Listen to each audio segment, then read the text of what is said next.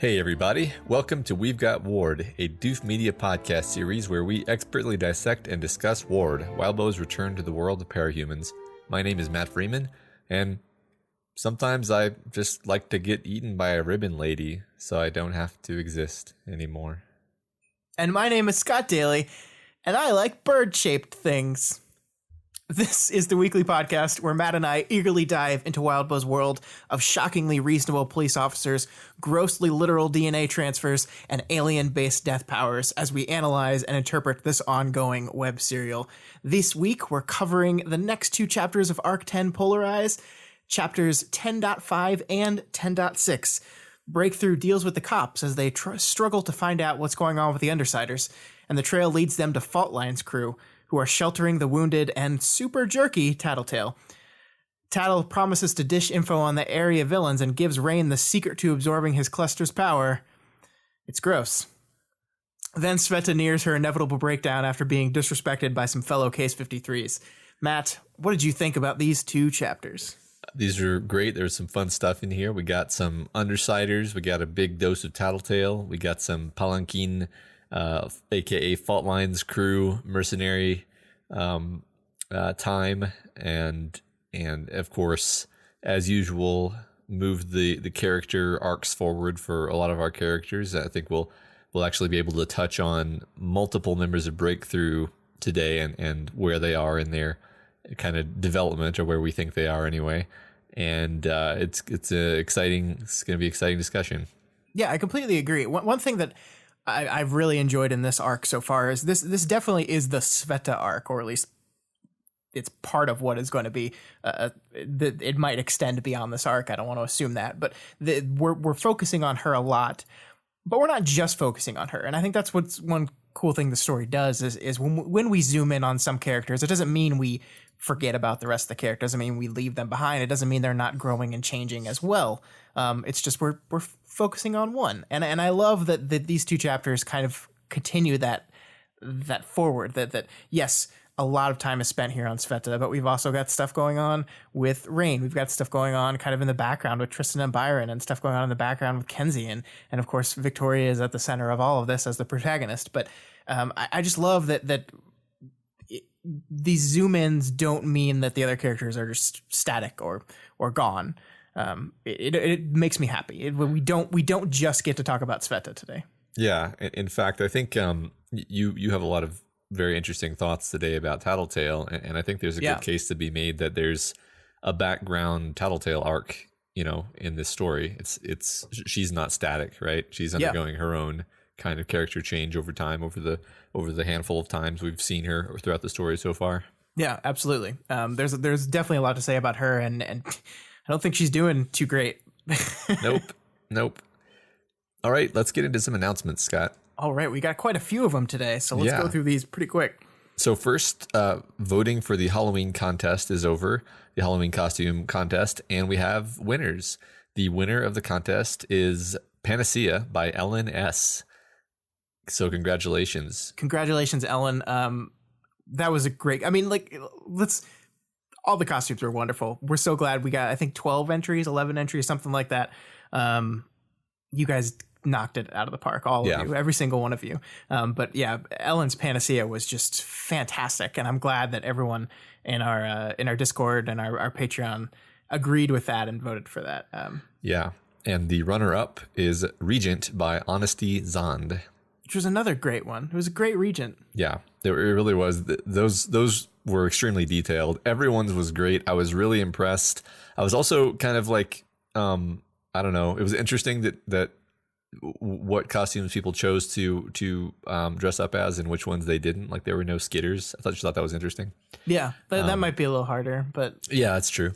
It's true. Yeah, not a judgment, just an observation. Really awesome. I think I'm gonna want to keep doing this every year. I think it sounds like a great idea. Yeah, it was awesome. Yeah. So the winner, the runner-up, and all of the entries will be on display over at our webpage. We'll put a link in the show notes, which is my way of making sure that I put that up before the show comes out. So you can check that out in the show notes. You can see everyone's entries, and be amazed by how good they were. And for our 2 winners, we will be reaching out to you via email, hopefully within the next few days, on how to get you your winnings. So congratulations, guys. I love it. Love it. All right, Matt, next up, since we're done with one contest, it's high time we started with another. All right. We're entering the last part of the year, so it's time for our quarterly fan art contest that we do once a quarter. This one is coming in right at the end of the year and right around the holiday season. So I thought we would have a little bit of fun with this one.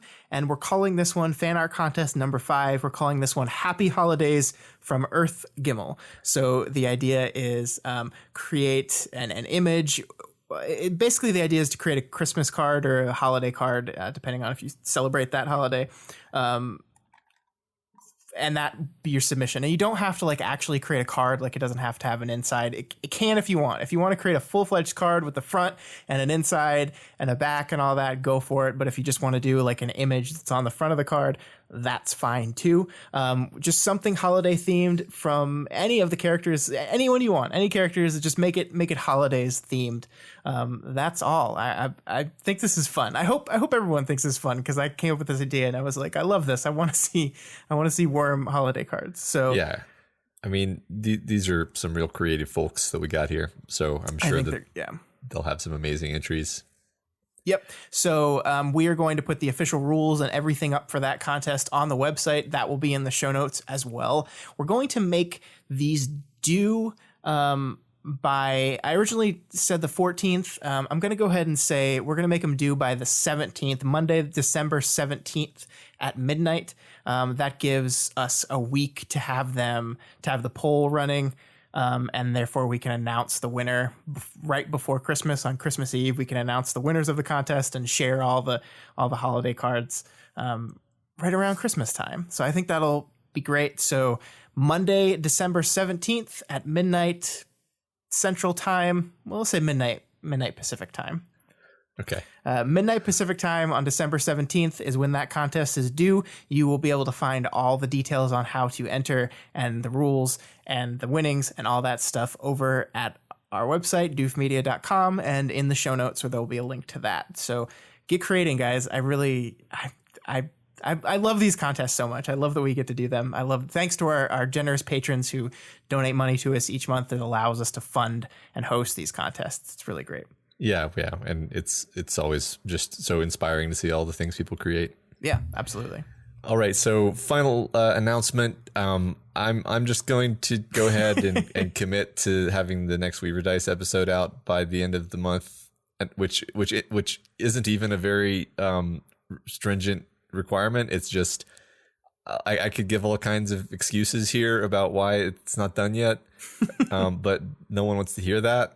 What you want to hear is it's going to be out soon. So I'm telling you, it'll be out by the end of the month. It's, there you go. It's entirely my fault that it's not out yet. We realized that we gave an update for that on our patron only Q&A, but we never gave a wide, like a everyone listener update. So we figured we might as well go ahead and do that. And we noticed we had a couple people asking every week because it has been a while. We're sorry about that. We're really working hard to get back into a regular schedule with that. It's just, it always takes way longer than we think it's going to. I mean, it takes a long time for Matt to plan and write the adventure. It takes a long time for us to find a date that all 4 of us can get together to record it. And then it takes the most amount of time ever to go through and edit it minute by minute to make sure that it's never drags. It's always entertaining and you guys enjoy it. So we're really going to try really hard to get under a normal schedule with that. And we apologize, but it is coming. So get excited. Yes. All right, Scott, let's move on into the community spotlight section where we read what people wrote from last week's thread. And if you'll recall, the discussion was, what are some reasonable limits that could be placed on Kenzie's surveillance? What are some common sense boundaries for reasonable use of a power that allows almost limitless surveillance? And I thought these answers were great. There were some very insightful threads that ran through a lot of these responses. Yeah. And so we'll hit those as we move through everyone's answers. But off the top, Sarah Penguin outlines 3 types of boundaries. legal boundaries, child-focused boundaries, and Kenzie-specific boundaries. So the legal boundaries would specify when it is and isn't okay to snoop, when it's necessary to ask permission before snooping. The child-focused limits are those that only need to be in place until Kenzie's older. Like they're things that it's just like, well, a kid shouldn't be doing this, but maybe a grown-up cape should. And then the Kenzie-specific limits address Kenzie's issues. For example, no tinkering until some like well-specified definition of self-care has been completed. No recording people she knows personally, and limiting the number of projects that she works on at once. Yeah, I like that. I like the divide between those three different areas. Because there's a lot here. Like there's a lot of stuff you need to wrangle in order to wrangle a person like Kenzie, let alone Kenzie herself. Yeah, absolutely. And I like how there's kind of there are different schools of thought in these answers. So let's get through them.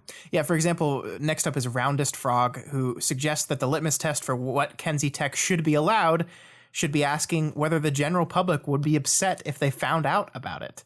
I love this a lot because I think this kind of almost ties back to the Victoria mantra, right? Like the idea of reaching out. It's like, I can't decide. I'm having trouble deciding what's right or what's wrong. Let's poll the audience and let's say, how do you people feel if you learned that someone was doing this to you? And if you're really upset about it, maybe we shouldn't let the person do that thing. Yeah, I think, it's potentially a very, very useful heuristic. Like if she could internalize it, she'd be in a great spot. But that's the hard part. Like there's a point in this chapter where she tells a cop, like, no, don't worry about it. I already got the license plate number. It's like, okay, Kenzie, you just, the only thing you said to the cop was a thing that suggests that you've hacked the cop's license plate database or something analogous to that. So like, just please. Yeah. Right. Be more conscious of these things.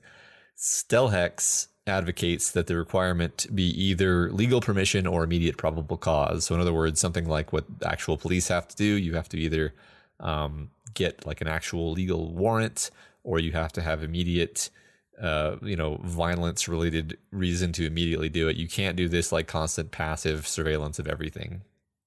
Yeah, I think that's very fair. I just think that's also unenforceable, unfortunately. Yeah. We're going to get to that segues nicely into the next one, actually. Yeah, so next, Stuck in Reddit Factory says, you can't limit Kenzie. Her surveillance/counter-surveillance methodology means her whole jam is avoiding being caught doing things. The powers enable the cape to more effectively do exactly what they shouldn't, and often in a way that is hard to prevent. So that's a very good point, that her whole thing is that you can't find out what she's doing. So it's almost a futile exercise to try to. Basically, and other people take this tack, is that like the only way to get limits on her is to have limits she'll agree to. Right. If you put the limits to be too restrictive from her point of view, even if they're reasonable from like a legal point of view, then she'll just lie, which we know she does. So yeah, and that's something that I think is true across cape manity. Right? Mm-hmm. That in order to really affect the most effective way of limiting what a cape can do is through their own personal decision making, right? Because like even when capes, like when infrastructure was there to stop capes from doing things, they still did bad stuff. So like there was still very little control over these people are so powerful that there's so little like innate control by society on these people that really the only way to do so is self-imposed control. And sort of in contrast, sort of in line with what you're saying, you had instances where like the wards were just constantly frustrated by the restrictions placed on them. Right. And like you can see a lot of people that just wouldn't work for them, like period. They couldn't hack it. Yeah. So Data Snake says that there are three main things that need to be restricted. I like when people create these kind of structures. Yeah. Number one, Kenzie's workload. Number two, who the team is looking into, and number three, what they're looking for. So the team needs to be more cognizant of Kenzie's workload and not tell and not trust her to tell the truth about it. So like they need to pay attention to what they've told her to do, and then like double check that like what she's actually working on, because she'll just lie and say, oh no, I'm doing fine. The team needs to stop putting surveillance on their allies or people they might be working with.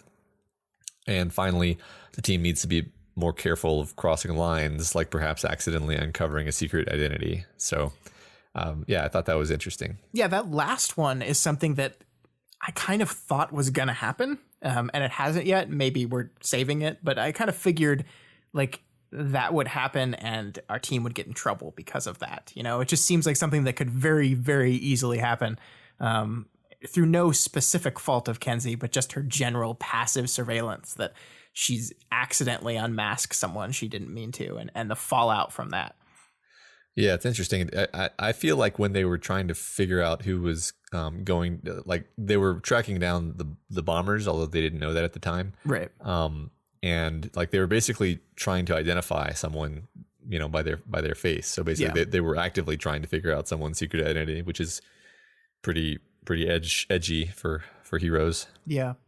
Yeah. And I like the first one too, the idea of, you know, not believing her when she tells you, like, there's an audit adage that's trust but verify. So like believe her, but I'm going to need some supporting documentation for that. Mm-hmm. And I think that's really what they need to do. Like, yes, we believe you, but we kind of don't. Yeah. I mean, that's the irony of the trust but verify statement, is it's a lie, because like if I really trusted, then I wouldn't need to verify. But I think they need to do that in Kenzie's case, not because she's like outright lying. She's just very distorting and minimizing of the truth. Exactly. Yeah. All right. Next up, we have exe JPEG Wave Windows Media File. No, it's not Wave. It's a Windows Media File. Yeah.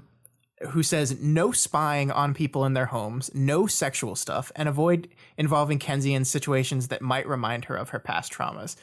I think those are some pretty good ground rules, just like in general, like just across the board. Yeah. And I like that their final one here is kind of very specific to, you know, it's not just limiting Kenzie for what she can do that could hurt other people. It's limiting Kenzie for what she could do that would be damaging to herself as well. I mean, that one's interesting because you can just imagine that she probably sees a lot of pretty fucked up things, just like, you know, when she's spying on Hollow Point, for example. So, it's I don't know to what degree you can select for that stuff, right? Like she's gonna see that kind of stuff. I don't know. No, I completely agree.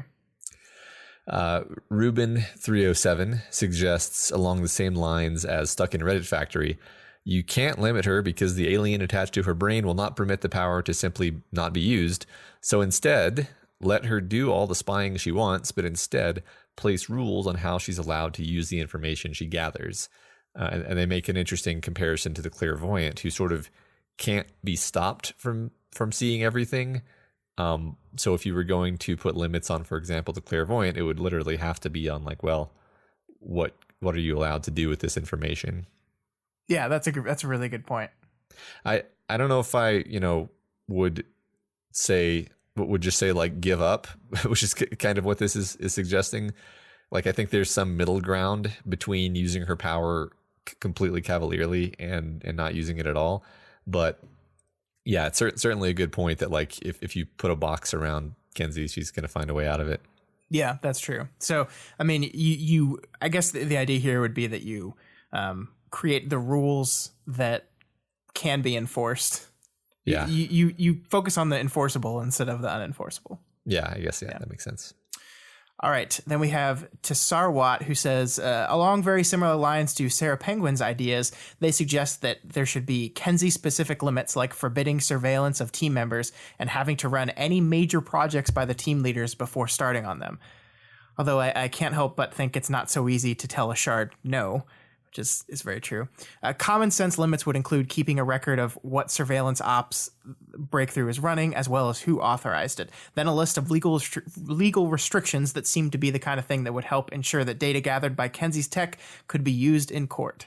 That's a good point too. Like, assuming that there is some kind of actual legal structure here,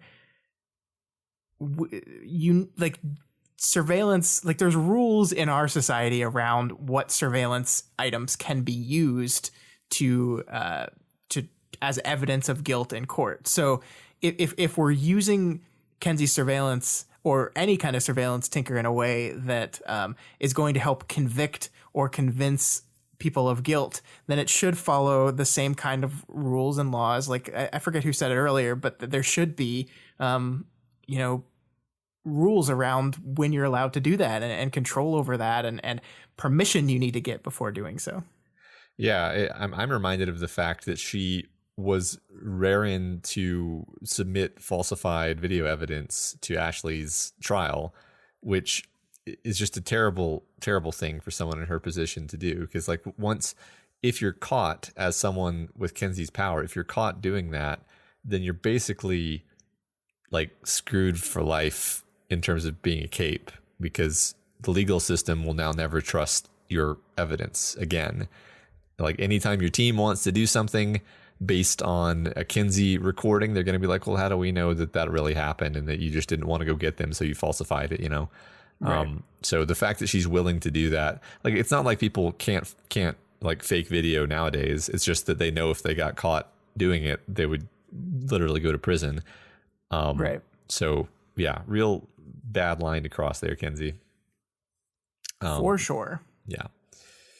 So next from Beard of Valor, basically again pointing out that Kenzie's power is by default much worse than what the NSA does now, and we're already like raising hell about what the NSA does. Mm-hmm. So it might help to give Kenzie specific, like kind of narrow in scope missions, make sure that her spying is organized around those targets rather than any kind of like dragnet approach where she's, just surveilling a whole city like Hollow Point.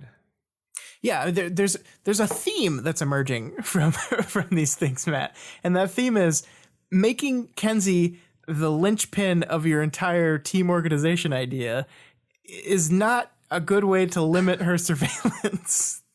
Yeah. I think it's safe to say that the team is going in the opposite direction from a lot of these suggestions. Yeah, I think so. Next up, we have Bam3211, who says that the team should hire someone specifically to check her work. So kind of like a Bonesaw Amy situation where there were people checking up to make sure the person was doing stuff. I think like originally that was supposed to be not Kenzie specific, but Natalie was supposed to be in there making sure that that they were following guidelines, and that didn't work out. Right. I think I like this idea somewhat, because no one else on the team is really going to do it, and it would kind of make the whole team dynamic weird. But having a third party who the team has kind of empowered to that end could cut the Gordian knot of being like, look, we don't actually trust you and we want someone to look into your work, but none of us are going to be the one who's doing it. It's going to be this person over here. Right. Which it has potential. I would probably want more elaboration on how exactly that was going to look, but I think that's an interesting suggestion. Sure.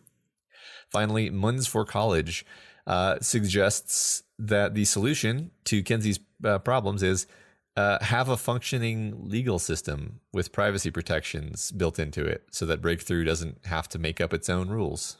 Yeah, I mean that's actually a really good point, because it's like, how do we limit Kenzie? It was like, we'll have a infrastructure first, because like it's like, how are they expected to know what is right and what is wrong to do in these situations where there's no kind of authority system in place to bounce off of at all? Yeah, right. I mean, if Kenzie doesn't even know if she's breaking laws, then how can she? Yeah, just make some reasonable laws. Yeah. Yeah, I mean, especially when like their goal is to serve the common good, right? And it's like we have laws to protect people from each other, but we also have laws to protect people from the government. And like she's not part of the authority system, but she's basically serving as it in this world. But there's no laws, there's absolutely no infrastructure to protect people from this kind of stuff right now. Right. So yeah.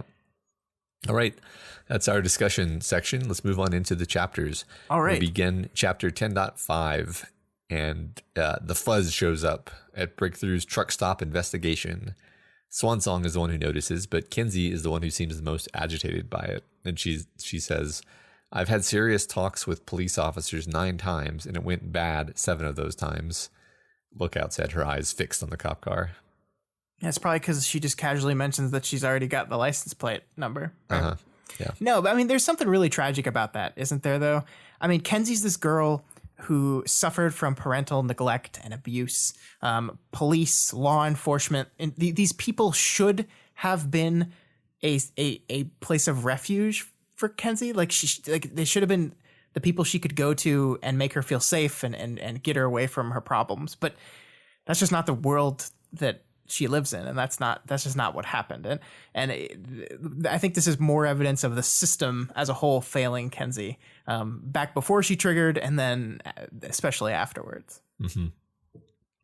Yeah, the chapter is priming us to be aware that Kenzie is a bit freaked out about this whole situation, and it actually introduces a kind of background tension to what's going on here. Yeah. So Victoria then makes the call to keep the data at the risk of getting shot. This is portrayed to her as a dichotomy. She chooses to keep the data. Instead, at Rain's suggestion, they dim the projections.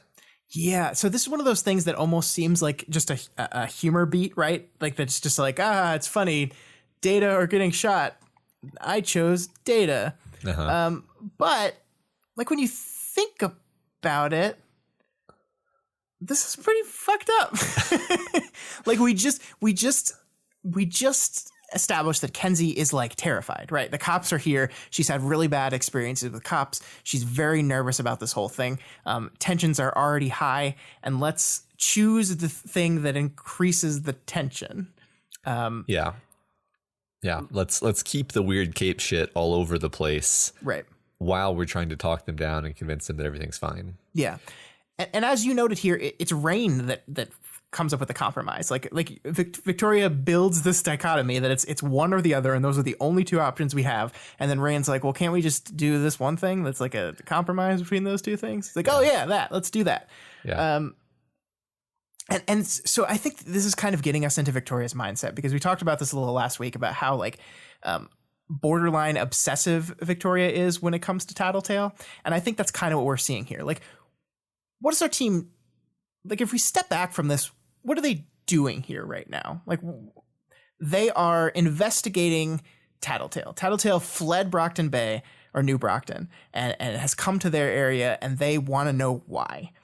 This is not like an world-ending, life-threatening, we need to address this right now situation. I'm not saying that it's not something that could potentially be threatening and something they should keep a handle on, but it's not like you have to prioritize this data over being shot. Like I just think this is another example of Victoria, when it comes to Tattletale, can't help but keep going, can't help but keep pressing, can't help but keep trying to figure out what's going on, because there has to be something going on underneath all this.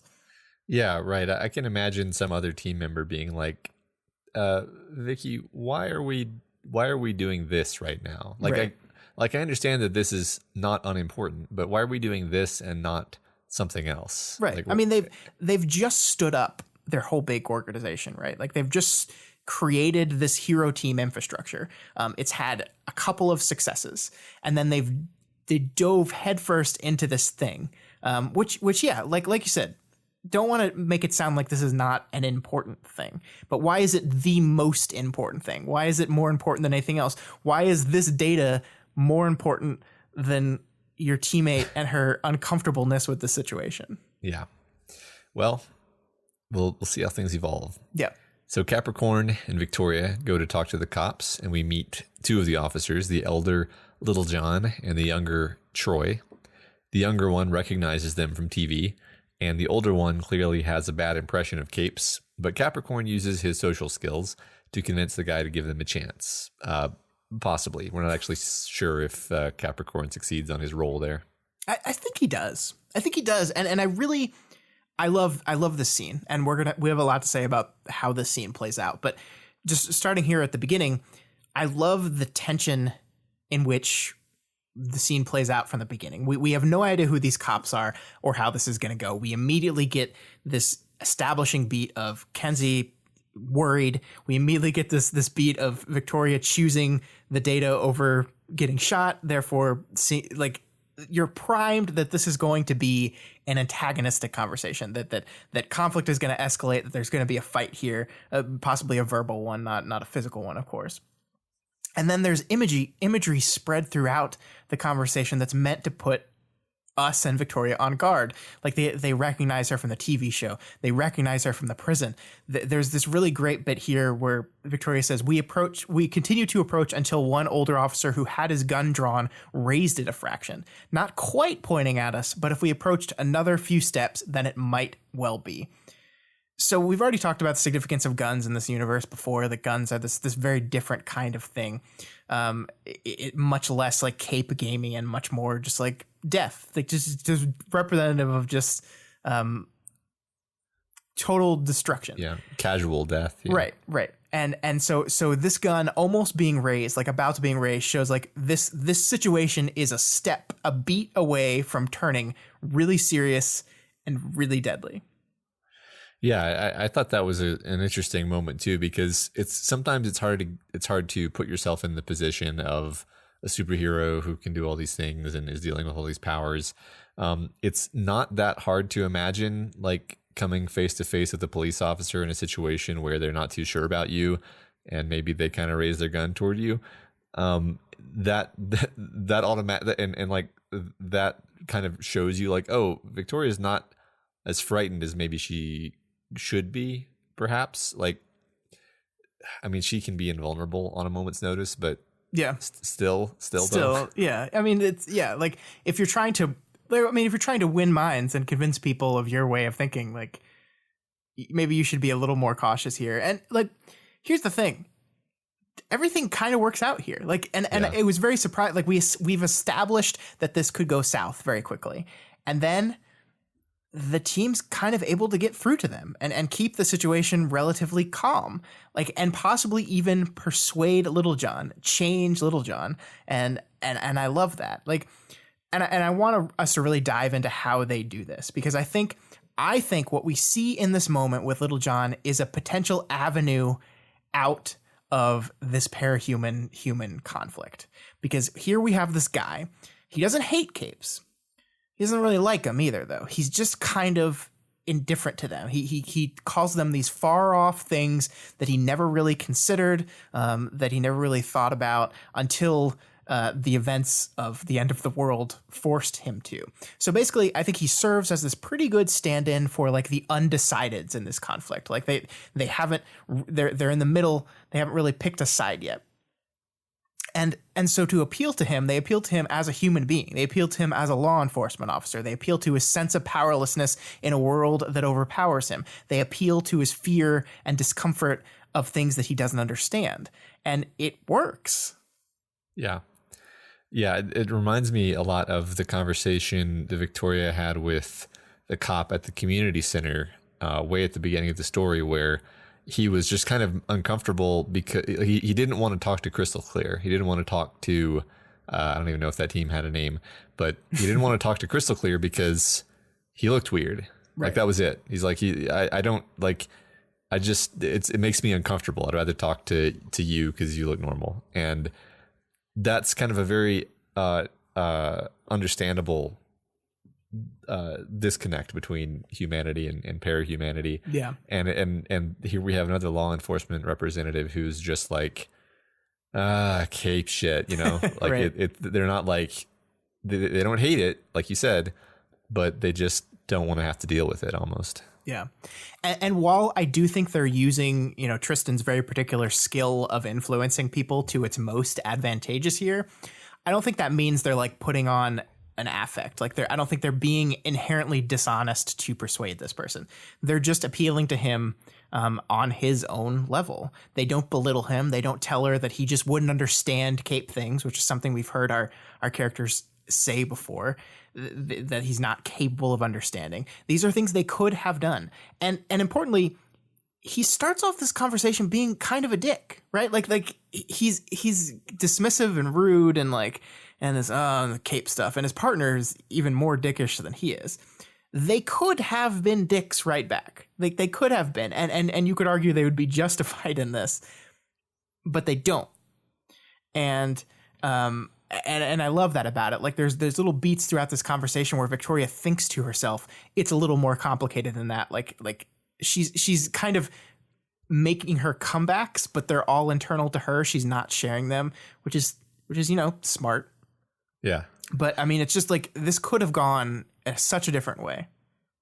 Yeah, no, that's a good point. Her and Capricorn are a good face for the team. It's funny, her mom has brought this up before, actually. Yeah. But between the two of them, they're able to balance out all the other weird elements on their team and just be like, we're the friendly, happy neighborhood hero team, and there's nothing off or weird about us at all. Yep.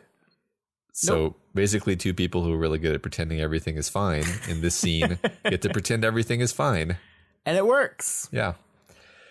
So, yeah, Victoria brings Little John up to speed on the situation, injecting her own biased color commentary, biased against, of course, Tattletale. Eventually, they seem to soften him up to the point where he asks to be filled in on what happened, admitting that he should know more than he does. And I think that's really important, because when this conversation started, the way this conversation started was Victoria asked Little John, do you want me to give you a tour and catch you up on everything? And he says no, almost immediately. He says, no, thanks. Now he wants it. He wants to understand. This is what change looks like. This is a person who came into this conversation with a certain set of beliefs, and after the conversation decided to make a different choice.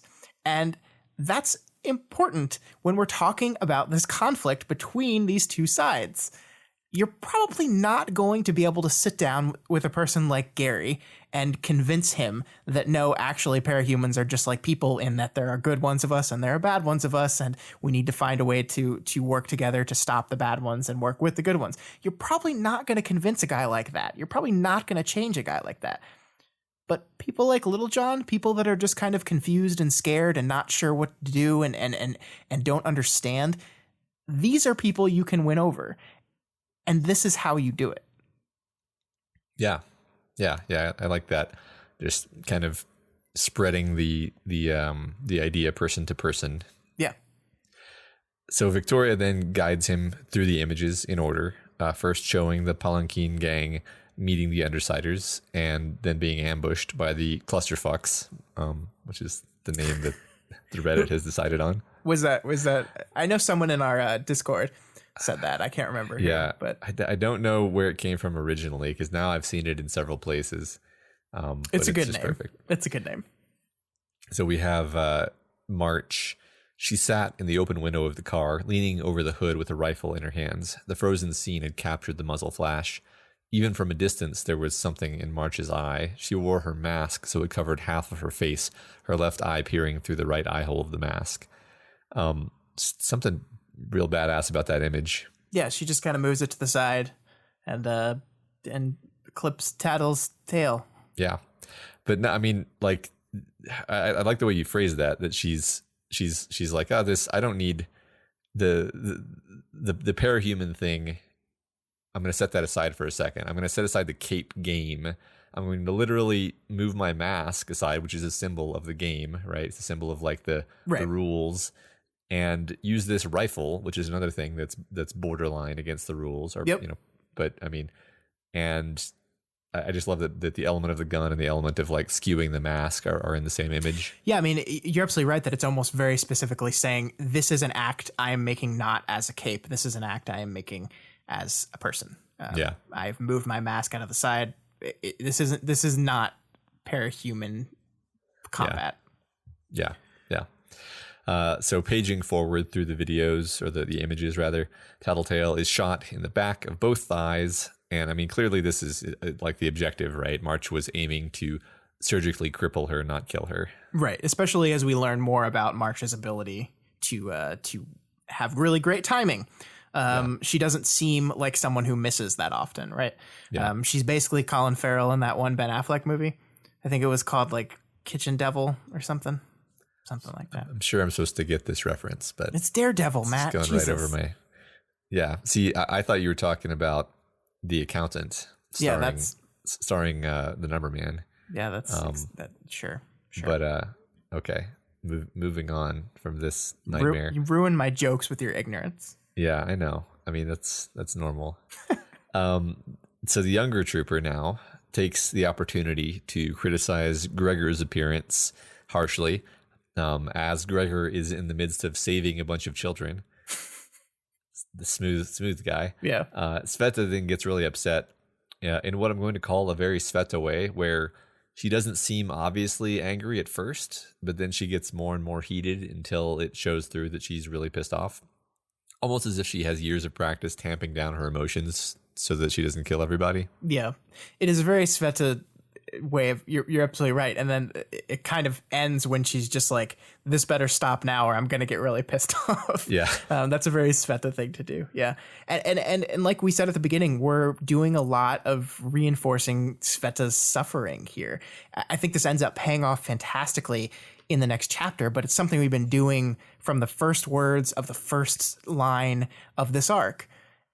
Things are pushing hard against Sveta now. The closer the group gets to derailing this conflict, this part of the conflict, Sveta is the closest that the group gets to kind of ruining their entire cooperation with the police, right? Like this almost blows up. This gets very close to blowing up. Like things were good. We've had this great conversation. We've got Little John on our side, and then this asshole younger cop decides to do something and it almost derails this entire thing. And it's surprising to me that would come from Sveta. Like that you would not think, if you asked me which person on the team was going to blow the interaction with the police, I would not have said Sveta. Yeah, I mean, it's interesting that throughout these chapters, Ashley is a goddamn diplomatic mastermind. It's Sveta who's kind of continually in trouble. Yeah. And so the thing that I really like here, so we have this moment where Sveta basically says, I'm getting angry. And then Victoria kind of swoops in and says, let's end it. And then Little John also just says, Troy, and then says, head on over to the other end near the cars. See if you can't spot anything about the truck the attacker is driving or the people inside. So the important thing about this is I think it's like Victoria and Little John have kind of come to an agreement in that they're cooperating with each other to de-escalate this conflict. I mean, like, I think it would not surprise me if in this situation, like, they were a jerk to the younger cop, to Troy, and all the other cops like had his back and were like, no, like, shut up, and the conflict escalated. But like, he and Victoria have come to an understanding, and so he's just like she kind of turns Sveta away and gets Sveta out of here and de-escalates on her side. Little John serves to do the same thing on his, and it's like I think this reinforces the bond that's happened here, the small bond that's happened between these two people, these two sides. Yeah, I agree. I mean, by the time they walk away from each other, I agree that they've won this guy over. Yeah. So we have there's the battle between the two sides. It kind of seems like Shamrock shoots one of the attackers, and then they probably swap out the injured arm with imps. Is that the interpretation? Yeah, that was my guess. I read it a few times, and that's what I got to. I'm not sure on the details of how the body swapping exactly works. Like, does imp now feel like she's been shot? Like, she's holding the arm and the arm is shot? Does that pain go to her? I think either way, though, it kind of gets rid of the injured arm and presumably allows them to keep track of imp. Like, yeah, would her power not work on that arm in particular, I guess? Yeah, my assumption was that she didn't feel the pain because that's how it worked when they swapped out Rain's ears and eyes. It was true. Like the person whose eyes they actually are is the person who gets the effect. But maybe they can turn that off. Like, we don't actually know. Yeah. So. But yeah, this is a great way of kind of taking imp out of the equation. And I don't know for how long that is, right? Like we know very little of this power swapping ability, but perhaps that's why imp's not around throughout either of these chapters. Or maybe she is. Maybe she is. Yeah, right.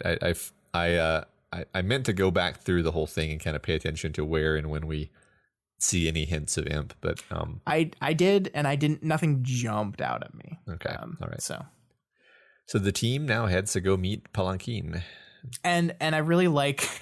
This is just like a really minor beat, Matt, but like they're talking to them on the phone. Tristan, I think, is the one talking on the phone and basically explaining how they tracked them down. and Palanquin hears the phrase, "We have very good cameras." And then the next thing we hear is, "Yeah, we're Breakthrough." So it's almost as if like they've gotten a reputation now. Like they hear the phrase "very good cameras" and they're like, "Oh shit, it's these Breakthrough people." It's like they're getting a camera based reputation on the street. And it's wonderful. Yeah, I love that. So I like that. Just this delightful piece of dialogue where they say, Kinsey says, "I'm gonna put this special camera up there. It's a great camera. It's my last one." And Rain says, "Is that just the one because it's special or because it's your last one?" And then Kinsey answers, "Both. It's both." I love it. But it also kind of shows you, that Kenzie has not she still hasn't restocked, right? She hasn't had time to build up her tech yet. Everything she has is like the last thing she has. And it just makes me worried. Like, are they pushing her too hard? Like what happens if this camera breaks and now she's got to stay up for 3 days to build a new camera because they need a new camera because it's very important. It's like, yeah. It just, all this stuff worries me so much. Yeah. She's also got to now upkeep all their little hairpin widgets and keep and their little Cape network thing. And yeah. Yep. As a side note, we're going to probably be talking about this more in the next chapter, but I just wanted to say that I think the text is doing a pretty good and pretty subtle job of reinforcing Rain here as a much more active participant in the events of this group. He's involved in the conversations. He's asking questions. He's involved in the planning. Like, not to say Rain was passive the entire time, certainly not the Byron level of passive, but he just seems to pipe in more. And I think this is really reflective in the next chapter for sure. And I think almost to support this in this moment, we see Rain pull on a new mask. Like, he's got a new mask. He's changed. He's a new person. He's different. And I think that's a really great, just reinforcing beat. Yeah, I agree. Rain's been back in the picture for a little bit now, and we're seeing him kind of step into his new role. I love that. Yeah. So as the team meets with Palanquin in kind of an open area, the formal no man's land of the meeting between the teams evaporates when Gregor gives Sveta a big hug. Yeah, and this is like a fairly standard false tension fake out that's used a lot, like the two people standing there staring at each other and you think they're about to fight, and then one of them breaks and it says "Hey," and it's like, oh, tension diffused. And that's not to say I didn't like it. I think this works here to emphasize a few things for Sveta. It kind of draws a clear distinction between how some of the members of her Case 53 friends feel about her versus some of the others. Right. So we're establishing that has a good relationship with some of these people, and not so good relationship with some of the others. But I really love this sentence here. This paragraph rather. No man's land effectively shrunk. There weren't 20 feet of distance, but instead it was us standing close enough that we could talk normally, not so close that our two large groups became a huddle. And I mean, this is just kind of geography setting, so we kind of see in our mind's eye where they're standing. But it also serves to show that while the two groups are closer together, while there's hugging, they're not in a huddle. They're not working together, right? They're not like all huddled around each other planning. They're still two distinct groups working on two distinct things, and there's still a base level of tension here, even though things aren't quite as we're going to fight immediately as they were when they were standing further apart. Yeah, but it's always really clear that Faultline is completely professional and has control over her team. So I was never afraid that a fight was just going to spontaneously break out. It was more like, is this going to go anywhere for me? Yeah, I think that's fair. I guess I wasn't worried that one of the members of her team were just going to jump out and attack, but I was kind of worried that she would order an attack, like that they would just say, no, you're not supposed to be here, leave now or we're going to fight you, and our team refuses to, and that it escalates, but it doesn't happen. Yeah. Interestingly, Tristan swaps out Byron and leaves Byron to be searched by the Case 53 Whippersnap. Rain is also being silent for most of this scene, which I think these are significant things, right? And that's one of the cool things about reading books and analyzing books is there like sometimes it's tricky and sometimes you really have to dig into some subtext, and sometimes the author stops to very clearly point out something to you that you just know it's important. Like when we have Victoria look back and see that the two of them had changed, that's the book saying, pay attention to this. Something is going on here. It's kind of shaking you and reminding you to pay attention to it. But I don't think we learn what this is, right? Like, I don't think we learn why Tristan would do this. Yeah, right. And I think it's fun because you're noticing that Victoria is noticing it. So Victoria is primed to be paying attention to these details of like she's kind of often surprised when Tristan and Byron have swapped out and can't really figure out why. Yeah. She doesn't really have a good read on where Rain is mentally right now. Yeah. So she's kind of checking in with them. But also it serves to check us in at the same time. Yeah. So yeah, it's really interesting. I really thought at first that it was going to be like, oh, Paris is here or something, and that's why he was doing it. Because that had to do with your speculation from last week. But Paris is not here. So yeah, I mean, the honest truth is we just don't know yet. And it's just something interesting that the book wants us to keep in mind. And that's the same thing with Rain for that matter. Like the book stops to let Victoria point out that Rain has been silent. And again, I don't think Rain being silent would have been as big of a deal, you know, back when we first met him, but the Rain that we know now, the Rain that we see now is silent a lot less. So it is distinct when he doesn't participate in these conversations. Yeah, my assumption, not really a very well-examined assumption, was that someone or something was present at this meeting that they maybe didn't expect to. Yeah.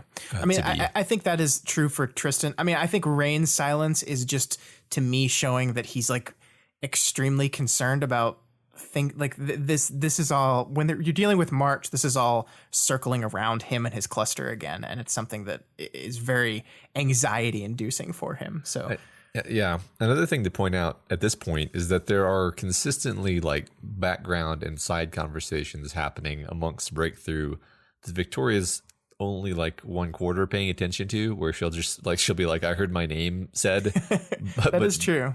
So like, for all we know, there's like a running conversation happening between some of these characters in the background that we're just not like paying attention to, which is not something that happens very much in this story. But I mean, she's got her mind on other things right now. So. Yeah.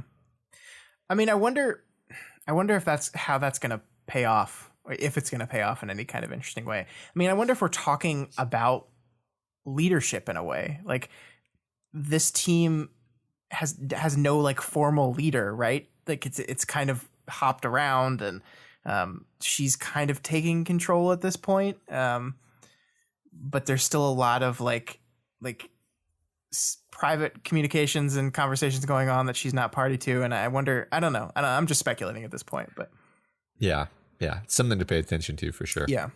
There's also this beat near the very end of this conversation where Byron actually pipes up. He actually speaks here, and Byron says, we'll follow your rules, help keep you to your time limit. But it points out here Byron's voice was soft. And I think the emphasis on his voice being soft is just reinforcing that he has this like pretty base level of discomfort with all this stuff. Like, he is a much more socially awkward person. He is much less comfortable in this situation. So he feels like he has to participate. He feels like he has to pipe up and contribute, but it's not easy for him. And to me, that's like emphasizing again, Tristan switched out. Like this Tristan is the king at this kind of stuff. So emphasizing that he must be very uncomfortable. Like something must be going on that he really, really doesn't want to deal with to kind of have Byron take over in this case. Yeah, you know, the way you phrased that has prompted me to generate a spontaneous interpretation / speculation as to what's going on, which is that possibly the other team members talked amongst themselves and were like, Victoria's really got to be in her bonnet about this Tattletale thing. maybe we need to like keep a hand, like rein her in seems like too strong of a word, but like moderate her approach here. So Byron, you actually have a closer relationship with Victoria than Tristan does. Maybe that's true, maybe it's not. They did kind of go through the whole Master Stranger Protocols thing together and establish a lot of trust there. Byron, you're going to help soften Victoria's approach here. So here Byron's injecting his like soft, like we'll follow your rules. You know, we're gonna team Victoria. We're gonna do what they say.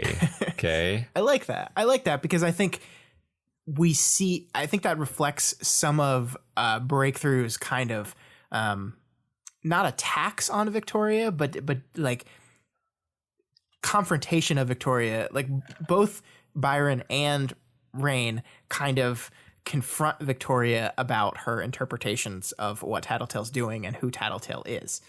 Both of them do this throughout the next chapter. And I think that read that you just said kind of supports that idea. And it might not be something that's as like premeditated as all that. It's just like kind of a spur of the moment realization as they kind of saw Victoria go down this spiral of Tattletale evil, must figure out what she's doing. It's got to be bad. Can't not be bad type of thing. Yeah. Yeah, I mean, I like it the more I think about it, but we'll move forward. We'll see what happens with that. Sure. So Whippersnap, I'm just going to talk about him for a second. He is a biological speedster. He's a K63. His whole body is ultra thin and corded in like really fast muscle. It's a really interesting concept for a K63. Yeah, I like that we have different kind of speedsters, right?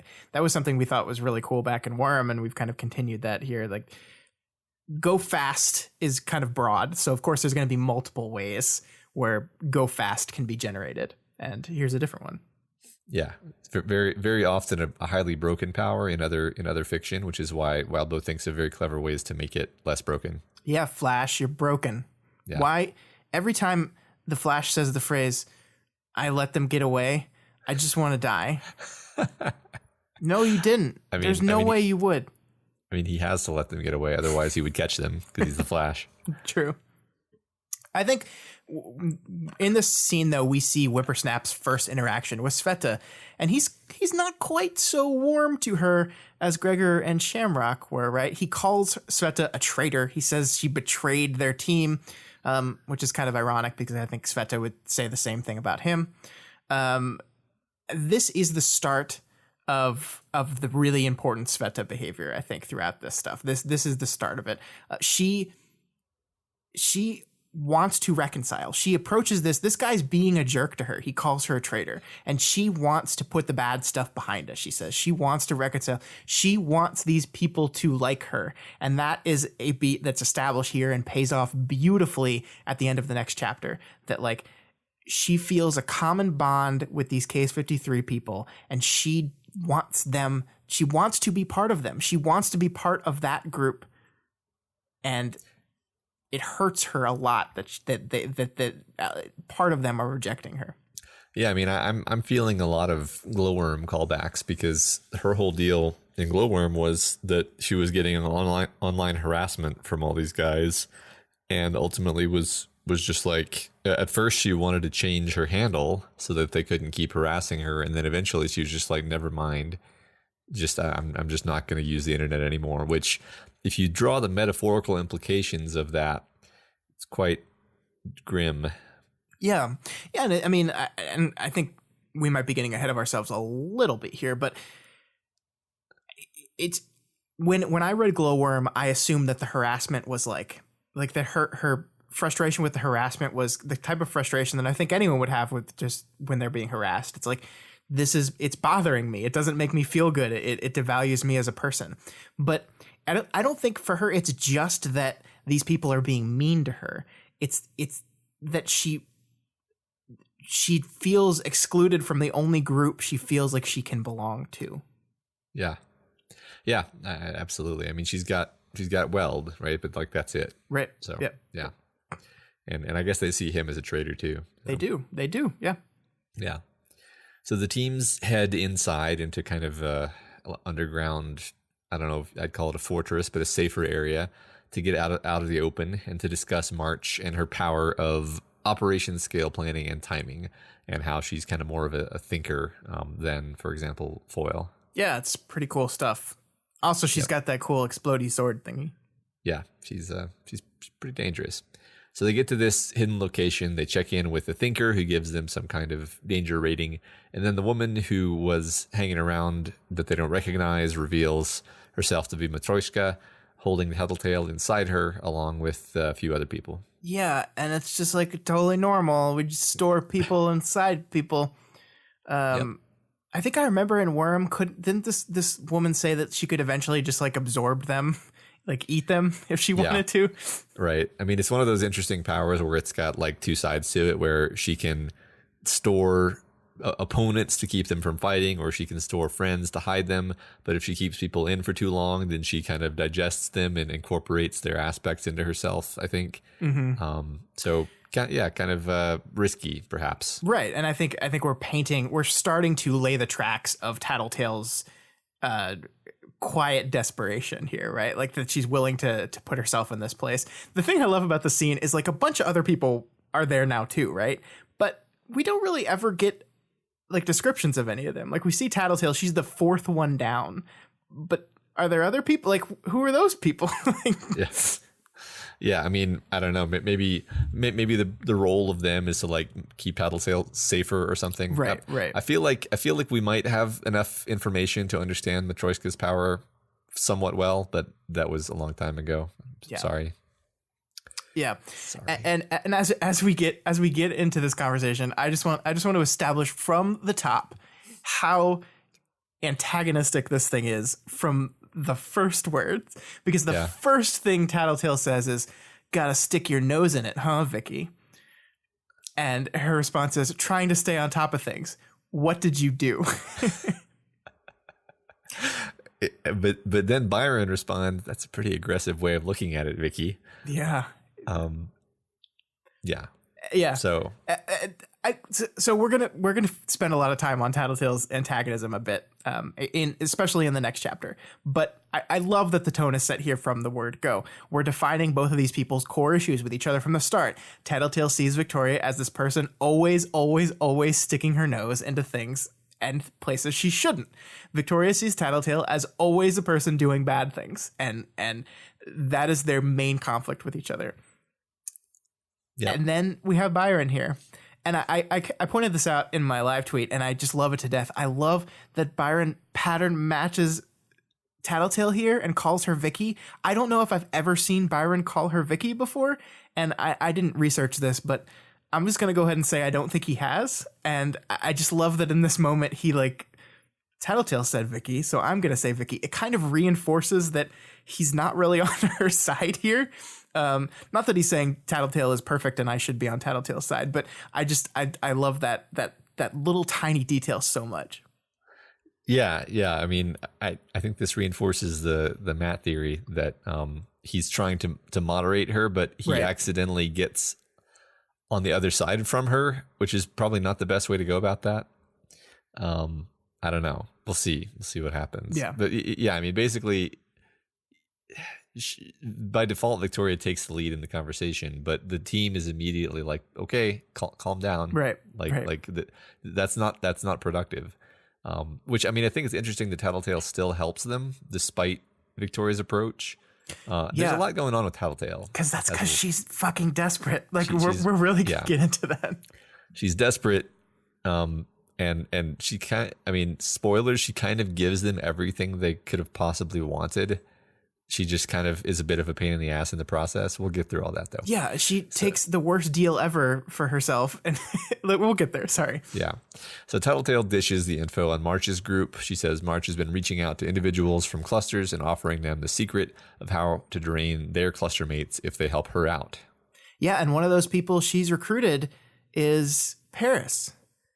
Uh-huh. But wait, if she's recruiting Paris, that would mean that Paris is indeed part of a cluster, but not her cluster, which would mean, Matt, were you wrong?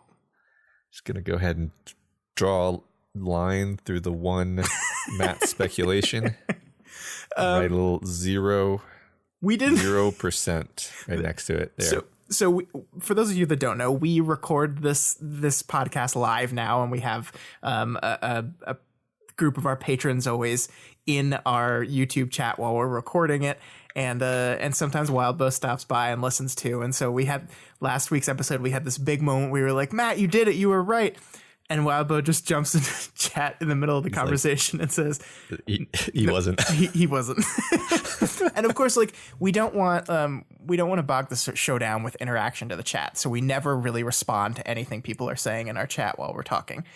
But I went ballistic. I had to mute the microphone because I was laughing so hard. Yeah, it was great. Yeah. So if you want to appreciate our acting abilities, I was saying "God damn it" to myself while pretending that everything was fine. Anyway, but yeah, we do learn here that March was a member of a cluster of 3. So you were right about that part, Matt. You were right. Yeah. Good. That partial credit. Great.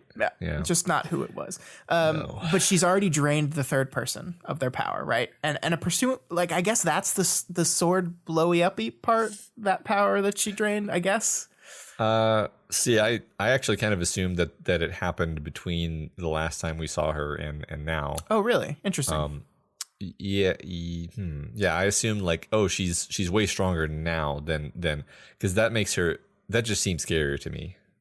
Seems scarier to me that like she was already powerful. Now she's even more powerfuler. And yeah, that's true, because I think the text specifically says that seeing Goddess and fighting Goddess and Goddess's defeat, like gave her the last link in her chain of understanding how this whole thing works. So yeah, because if I recall, the powers are like timing, and then like angles and spatial relationships, right? And then the magic physics thing. And I think that the timing and the spatial relationships were always portrayed as being two different things.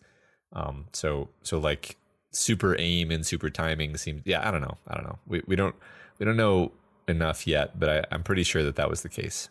Yeah, I don't think you're wrong. I like that, because it makes her even more threatening, because she was threatening enough the first time we met her, and now she could possibly be even more so. Yeah.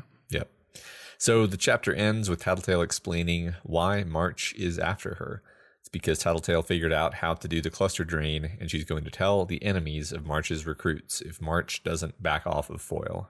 Which, Matt, that's just like fucking classic Tattletale. It's like the exact kind of protect my people at all costs thing that is both endearing about her and like terrible and destructive. Like it's just like I'm gonna, like, I have to protect my people. I don't care what happens to everyone else, because releasing this information into the world is inherently destructive on its own. March doing it is bad. Tattletale doing it to counter March doing it is still bad. Yeah. I think the fact that Tattletale was on Taylor's team always kind of Taylor overshadowed Tattletale as an oh my god, I'm blanking on the word. What's the word for someone who always does the worst possible thing? Taylor. God. I don't know which word you're thinking. I'm sorry. I wish I could help you here. This never happens. Escalator. A person who escalates. Wait, that's the word you were looking for? That's the word. Yeah, but I couldn't find like the descriptive form of it in my brain. Okay. Tattletale always goes all in on everything. Right. But this is not noticed because Taylor also does that. So as you said, Tattletale is creating a situation where it's like, yep, you're either gonna give in or you're gonna have to come after me, right? And she comes after her. Yeah, so. It's stupid. Damn it, Tattletale. It's the all in strategy. Same with the Brockton Bay portal, where it's like, you can't kill me if I do this. Yeah. Yeah. and everything is fine. Yeah, right. All right, we move on into 10.6, and the chapter just moves right along with Tattletale and Victoria snarking at each other. Yeah, so I love this so much, and I want to talk about it a bit before we dive into the meat of the chapter, because we know Tattletale. We know Tattletale is the type of person that doesn't often break down when she's backed into a corner. Like you said, she just kind of goes all in, and she just gets a little more barbed, a little more snippy. And here she's like literally had her legs cut out from under her. She's hiding inside a person that could digest her if she wanted to. She's not in a great mood. So she is, throughout this entire conversation, a total fucking antagonistic jerk to everyone. Everyone. And that's because that's how stressed Tattletale expresses herself. When she is stressed, like you can imagine the pounding headache she probably has right now. And whenever she gets close to being vulnerable, she lashes out in very Tattletale type ways of just being a jerk. And what I love about this, what I love about how this whole thing plays out is Wildbow is both kind of relying on our earlier understanding of her as a person. Like the text assumes that you know Tattletale and you know the way she processes things, because there's no all of what's going on with Tattletale is all subtext, right?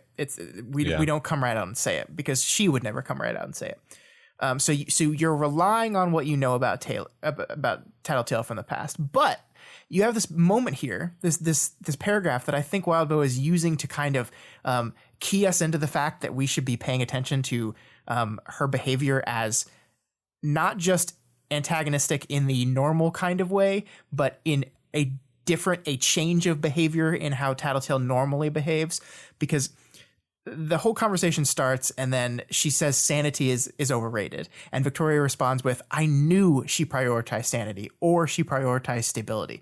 She'd gone into laborious depths about how she was working to those ends when we first met her in New Brockton. But now, because she was hurt or because she was petty, she shrugged it off and pretended it didn't matter. Tongue-in-cheek, joking, but still so tone-deaf. So I think Victoria is downplaying the level of stress, panic, and fear that the Tattletale's probably under here, just because I don't think she fully understands her. But what this paragraph is doing in my mind is to us signifying Tattletale is contradicting herself. She's behaving differently. She's not acting right. Pay attention, reader. Pay attention to what's going on with this girl, because she's not just being normal, everyday Tattletale. Right. There was, I was thinking while you were talking about this and earlier too, about the fact that like sometimes she throws in barbs to provoke a reaction, and then she uses her power to read things into the reaction. Right. So there's like a legitimate reason why she behaves this way sometimes, but also it's just like a straight up flaw in her character, right? Like as a human being, that she kind of just is this way, and especially when she's tense. I'm reminded of like one of those particular meetings with Accord where she's like borderline starts a fight with Accord because she's really stressed, and it was not part of a master plan. It was just not handling her stress well. And I think that's what's happening here. Yeah. And I also like to support the Matt theory that we're calling it now, I guess. The heated exchange between these two women kind of dies. Like it just like Tattletale says something and Victoria just kind of lets it hang, and it looks like the conversation is just going to die and nothing's going to get accomplished until Rain, of all people, steps in and brings it back on track. He kind of says, okay, so what does this mean? What are we going to do? While Victoria's interest in this whole thing is very Tattletale focused, is very what's she doing? What's she up to? I'm worried about her. Rain's stake in this whole thing is super personal. Like this is his cluster. It has to do with him again. And he wants to make sure that they succeed or that they accomplish something in here. And it's not just going to be bickering between these two women. Yeah. Yeah. Right. He's, he almost kind of takes over the conversation briefly. Yeah. Because he's like, look, I actually, need this answer. Yeah. Yeah. I need to know this stuff. Yeah. Yeah. So, Tattletale then warns them, that March is not to be underestimated, and compares March to some of the legendary pains in the ass that have been on her team in the past. Yeah, and she's being perfectly fair to Taylor here, I think. Yeah, I agree. Yeah. So there's this moment where she's talking about how much of a pain in the ass March is, and Victoria thinks to herself, gee, I wonder what it would be like to talk to something like that, Tattletale. I thought there might have been something in the look I gave, because she rolled her eyes slightly. I love this because it, like, first of all, we reinforce again that Victoria can't like not see Tattletale as this jerk who does jerk things, but also because I think someone pointed this out to me on Twitter, but like she probably used her power here. And it's like it's just she saw a slight facial change in Victoria, and her power filled in the blank on that. And that's just hilarious to me. Yeah, I agree. She's not a mind reader, but sometimes it gets pretty darn close. Yeah. So then she recommends that Rain join March's side rather than getting on her bad side. Yeah, the old you can't beat 'em, join 'em strategy, which has never, ever gone wrong in any kind of way. No. Yeah. Especially not in when Tattletale's been around. Right. See, and like so do you think this is do you think this is a legit suggestion, or do you think this is like a judo where she's actually just trying to get Rain to say no to this and then move on to the next thing?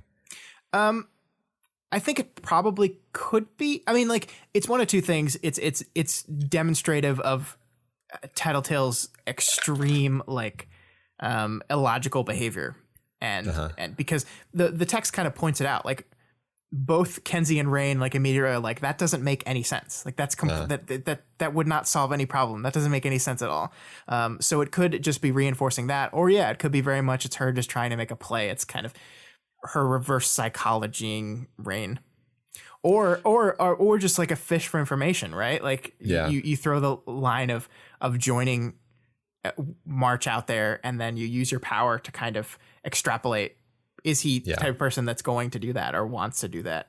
And maybe she's testing him. I mean, that I like both sides of this coin a lot, so I don't know which one I prefer, but it is interesting because we know she has reservations about Rain, like, as a person. Right. So offering, like, hey, you should join the crazy lady, and then having him say no actually tells her a little bit about his character. Yeah. That might make her feel a little bit better, because she does end up telling him. Yeah. I liked this bit where Victoria once again interjects herself and says, is this your power talking, or is it just you? Both. It's always both. And anyone who tells you it's one or the other is lying to your face. Powers always tie in. One reason I like this is that it's another beat of someone saying both. It's both, more or less. Because Kinsey just said both. It's both. So it's not the same exact words, but I think it's an interesting kind of repetition of the word and sentence structure. I noticed. Well, and I mean, I think this is, instructive to how we approach behavior, right, of these characters. Like, there's so much conversation that goes on in this community about is this shard fuckery, is this the shard fucking with them, is this the person? And this is kind of the book saying yes, like, it's always both of these things. And that it ties back to something you said not too long ago about Tattletale's power, about how she throws out antagonistic barbs because she wants to get a reaction and extrapolate from the reaction, but also it's just because that's the person she is. So that part of her personality is both. It's both shard stuff and it's just who she is. And that's just how this works for everyone. Yeah, right. Her shard maybe encourages her to do it more, but her shard wouldn't encourage her to do it more if it wasn't natural to her. Right. So, right. Yeah. So, I love Tattletale, but shit like this is why she finds making friends so difficult. And she's talking about what March is doing or wants to do and says, think of the most sketchy of the KISS applications of that power. I'm sure Victoria can come up with something if your imagination fails you. Victoria literally thinks no wonder she was alone at a time like that. At a time she was this hurt. There were no friends at her side to make sure she was okay or to get her medication. So it's like, the text is like showing her to say a really unnecessarily overly shit, like crossing the line. Oh yeah. Like they've been snarking at each other, but nothing. They're not drawing blood, right? This is something that could potentially push Victoria to a point of either storming away or lashing out, and Tattletale should know that, actually. Yeah, and so I mean the person that thinks Tattletale is this genius wonders, was she doing this on purpose? But I don't think so. I think this is just her reacting and from a very stressed out place. And yeah, it's totally unnecessary. Like, and the thing about Tattletale of all people knows that line. Like, she crosses the line, but she knows exactly where the line is. So when she crosses it, you know she did it on purpose.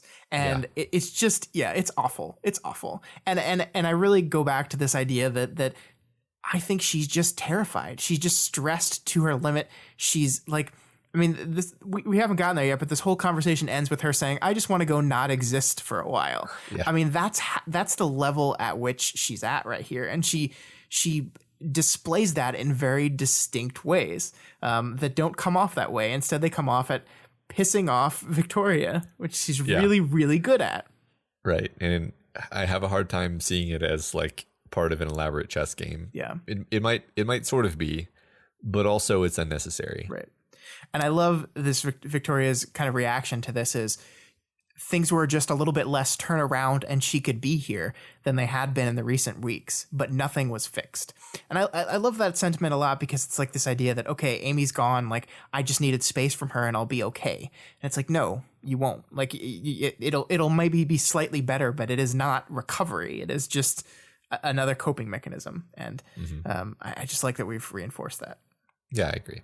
So the comment about friends jumped out to me because obviously that's not true. Tattletale has a good amount of friends. She has her whole team and they actually like each other very much. They're family. But they're not here, right? Yeah. Like none of them are here.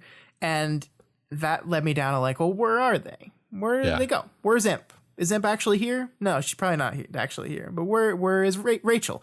Where are Parian and Foyle? Did our group like specifically separate and go into individual hiding to make it harder to track them all down? We don't get to see, but like she is alone here. But that seems like a strategic move, less than they just don't want to be around her, as Victoria assumes. Yeah, no, I agree. Because that was my thought as well. Like, well, I mean, if Imp were here, she would be probably mocking her, but also taking care of her. Yeah. So yeah, we do. Yeah, I don't know. I don't want to assume, but yeah, it seems likely that maybe it was just a choice of like, make it a little bit harder for March by splitting up, perhaps. Yeah, something like that. The one thing we didn't talk about, we said that yes, it very much seemed like March targeted her to shoot her legs and take her out, but we didn't talk about like. Why, right? We didn't really get into that at all. And I mean, like shooting Tattletale in the legs doesn't stop her power from functioning. It just like pisses her off. Like it just annoys her. I mean, after the beginning of Worm, she basically spent like the whole story like in bunkers because there was no real need for her to ever be in combat other than the other Undersiders were like, no bullshit, you're going to go into combat with us or you're not going to get paid. Right. So they've limited her in a specific way. They've put her. What they've really done is mainly put her out of commission. Like put her in so much pain that they kind of dulled her abilities. I think that was the main objective here was like sort of take her out of the equation or severely limit her influence, and then March is gonna get another angle on them, as it were. Mm-hmm. Yeah. Yep. All right. So Tattletale tries to convince them that it's in their own interest to help her keep her villainous plans in motion, because otherwise there will be chaos. She even gives a little wink to Ashley's experience in the Boston Games. Ultimately, she offers to help them out with information on criminal targets if they help her get out from under March. Of course, the team immediately points out that Tattletale will be able to aim them at her rivals. And this works out in her favor slightly. Yeah. So how do we parse this out? We have Tattletale being like an unnecessarily antagonistic jerk, but she's kind of correct here. Her fleeing New Brockton will create a power vacuum, one that someone's going to fill. You know, Victoria, for her part, is being overly untrusting, but kind of right as well. If they let Tattletale dictate their targets, they're just operating under her innate bias. I really like the comparison that she makes to policing of black neighborhoods supporting a anti-black bias. And I think that's what I kind of like about these two and this chapter as a whole. Both of these women are being jerks to each other, but while they're doing it, they actually like have intelligent conversation that makes good points. Like I think they both are persuasive while they're like punching each other. Yeah, I mean, what's funny is that they're both trying to be the heads of like an information centric organization that keeps people safe. Yeah. They just have very different approaches, and they would find a lot to agree about if they could have a civil conversation. So Tattletale then says that she'll give Breakthrough all her data on the local villain scene to use however they like, without any restriction, as long, but she just gives a strong recommendation, not even a restriction, just a recommendation that they go after Love Lost first. Her reasoning is that March is probably going to tell Cradle how to do the power drain, and Cradle is probably going to go after Love Lost because she won't be expecting it, and then Cradle will be overpowered and come after Rain. Yeah, and that, again, that's a pretty sound argument. Like that probably will happen that way. I think it's hard to not read manipulation into that, though. Like they're specifically playing into Rain's fears. Like this is specifically like you have to assume that the Tattletale is thinking about the added bonus of a cluster fighting a cluster that'll attract March's attention and maybe get her off the Undersider's back for a little bit, right? I mean, you kind of have to think about that. Yeah, definitely. But this is the part where you start to realize that like Tattletale is putting up stipulations for these things, but like not actually abiding by them, right? Because she's like, I will give you all the data on one condition, and that's on the condition that you go after, you go after Love Loss, and they never say like, yeah, definitely, we're gonna do that. Yeah, right. I mean, she her wording is actually like it's strong recommendation, not even a stipulation. So as you say, she's basically just like conceding without actually getting any real commitment from them, other than, well, yeah, eventually she gets one commitment, right, which is don't disappear any of us. Even this is not really enforceable. I think we'll get to that in a minute. Yeah. Before we get there, though.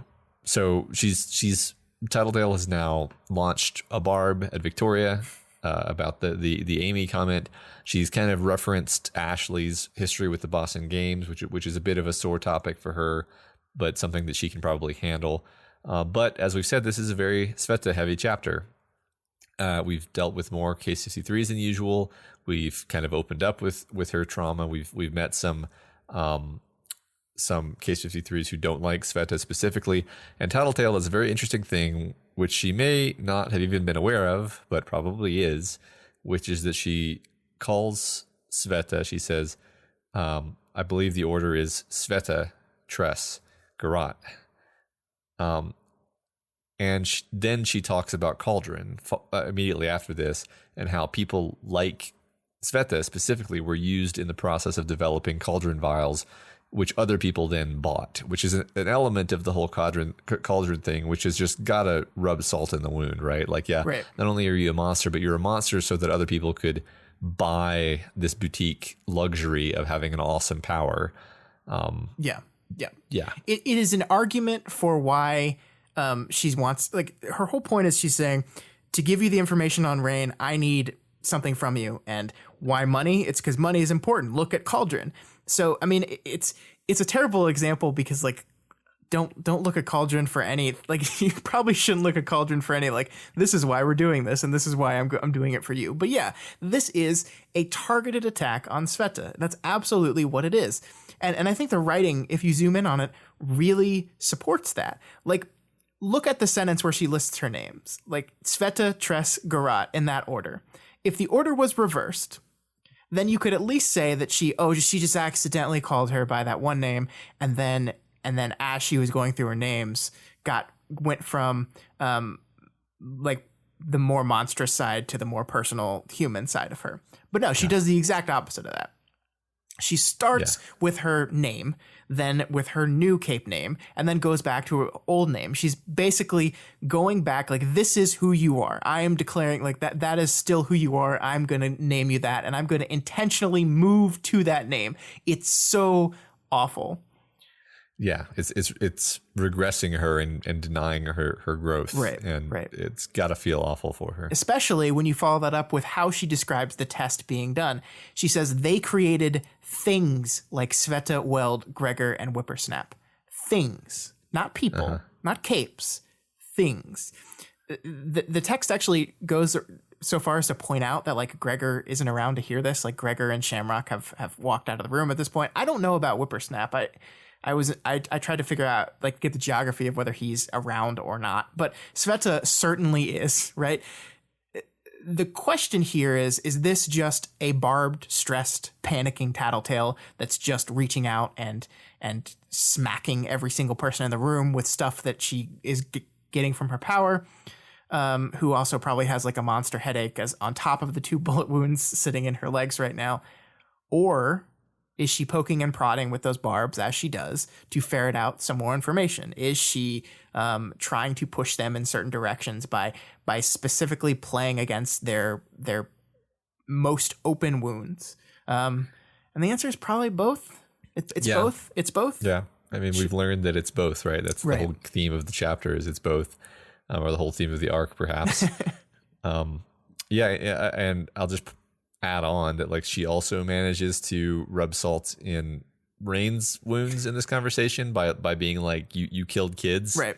Which I could believe that she's testing there because she is trying to assess whether she can give him this secret, and the way he reacts does tell her information, right? It's like the only person she doesn't really get a dig on is Capricorn, and even with them she kind of points out the fact that they're twins, which isn't painful. It's just a fact. Yeah. But, I mean, it's interesting how she kind of offends everyone specifically in their own most sensitive way. Yep. So, and I mean, the most charitable reaction to that is just feeling out how they're doing, right? Like, let me prod their issue and see what happens, and that gives me a gauge on how these guys are doing with their issues. Like, are these people that I want around me? Are these people that I want working with me and helping me? Or are they on the verge of a breakdown, not a breakthrough? Right. Is it going to blow back on me that I asked these people for help in the first place? Right. Yeah. Interesting. So Tattletale decides she'll tell Precipice the secret to draining a cluster as long as the Undersiders are exempt from being disappeared. And I think this is like a really risky offer to accept from both ends, actually. Yeah, I mean, we talked about this last week, right? Like when you start creating a list of people to be disappeared, and then you start cutting side deals with different groups about who gets to be not on that list, that's when your whole system gets corrupt and it can come crashing around you. Yeah, I think corrupt is a key word here because the breakthrough is sort of, they haven't really done anything yet that I could like point at and say that this is a corrupt action. But the fact that they're liaising with Cauldron, who they know to be, well, with Beaker, with the mayor, I guess, right, who they know to be basically corrupt in a specific way, like. Not in the sense that she's like accepting payments for things, but she's using her power for like illegitimate means, right, or toward illegitimate ends is perhaps a better way of saying it. I mean, we're rapidly approaching that line for sure. Yeah. So very much skirting the limits of corruption, and now you've just made a deal with a villain team that you didn't ask anyone, like you didn't ask for Natalie's advice on this deal. You're just like, okay, yeah, you're exempt from our new shadow legal system. Yeah, this is you're ramping up questionable terms very rapidly. Yeah, okay, but I'm jumping ahead a little bit. But did she make that deal? Like, did she really make that deal? And I think we'll get to that. Yeah. That's the other side of the coin that I want to talk about. But yeah, we'll get there in just a second. So we get this wonderfully conveyed bit of explication of what the deal is with all of the breakthrough stuff that's going on. And Tattletale says, frankly, the idea of having teenagers being the ones to arrest, judge, and condemn should scare anyone. And yes, let me interrupt you before you get started or figure out if you'll say something. I know you're not making all those decisions. I know you have lawyers and you're talking to the city. I know who some of those lawyers are and the kind of people we have running the city right now. But that last line was punctuated by a serious look Sveta's way. I saw Sveta nod slightly. So right there, she's like lining up everything we just kind of alluded to. We've got Cauldron, Citrine, corruption. Cool, great. Yeah, I do appreciate that the text indicates that the disappearing is not just being done completely unilaterally, like that they have a system behind it, presumably. Though I'm with Tattletale, like Cauldron, the people running the city being the ones that you're going to for approval for that kind of stuff is like really cold comfort. Like it's like they're yeah, don't worry, I got Cauldron's permission to disappear people first. So that makes it okay. Yeah. And once again, Tattletale knows exactly where to press, right? Like where to squeeze. She goes hard on Sveta again here. That she has to look at Sveta as she says this, because it's like, you know these people. You know the people you're that are in charge of the city that you're going to for permission to do these things. Yeah. I mean, if anything, that does seem like a calculated move, because she's basically saying like, all right, maybe we do something and Victoria wants to put us away.